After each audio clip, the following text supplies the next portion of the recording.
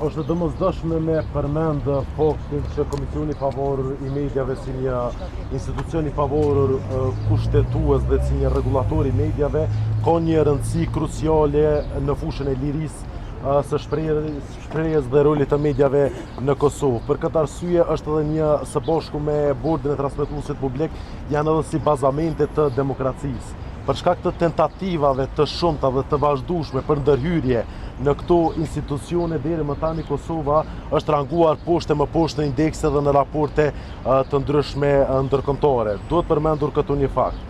Për rreth një muaj më parë një delegacion i Këshillit të Evropës ka qenë në Kosovë dhe ka kërkuar nga kryeministri Kurti pikërisht evitimin e këtyre mangësive që ne sot po i përmendim dhe që fatkeqësisht përkundër kësaj ne po shohim prapë se këto mangësi dhe këto tendenca për ndërhyrje në këto institucione po vazhdojnë. Integriteti i procesit të përgjigjes së anëtarëve të KPM-s dhe të RTK-s duhet të jetë i pacenueshëm, duhet të kemi një proces gjithëpërfshirës që respekton të drejtat e gjithë kandidatëve në mënyrë që të ketë edhe kandidat profesional në këto institucione, mirë po edhe që publiku të ketë besim në punën e këtyre institucioneve.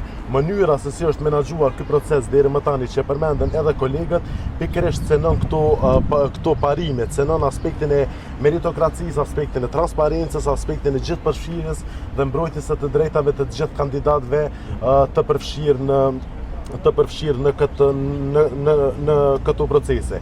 Në këto rrethona ne dhe publiku kemi hapëzi të drejtë që të dyshojmë se në rastin konkret kemi të bëjmë me tendenca për të zhvilluar një proces jo meritor dhe për të cenuar pavarësinë e këtyre institucioneve. Dhe për fund e kuptojmë jashtëzakonisht rëndësinë e plotësimit të pozitave të anëtarëve në Komisionin e Pavarur të Mediave dhe Bordin e Transmetuesit Publik. Megjithatë, para se të jetë e rëndësishme që këto pozita të plotësohen, më e rëndësishme është që emrat e këtyre pozitave mos të dalin nga një proces me integritet të kontestuar që do të cenonte edhe gjithëpërfshirjen, edhe të drejtat e anëtarëve të tjerë dhe në fund të fundit edhe pavarësinë e institucioneve dhe besimin e publikut në këto institucione. Ju falenderoj.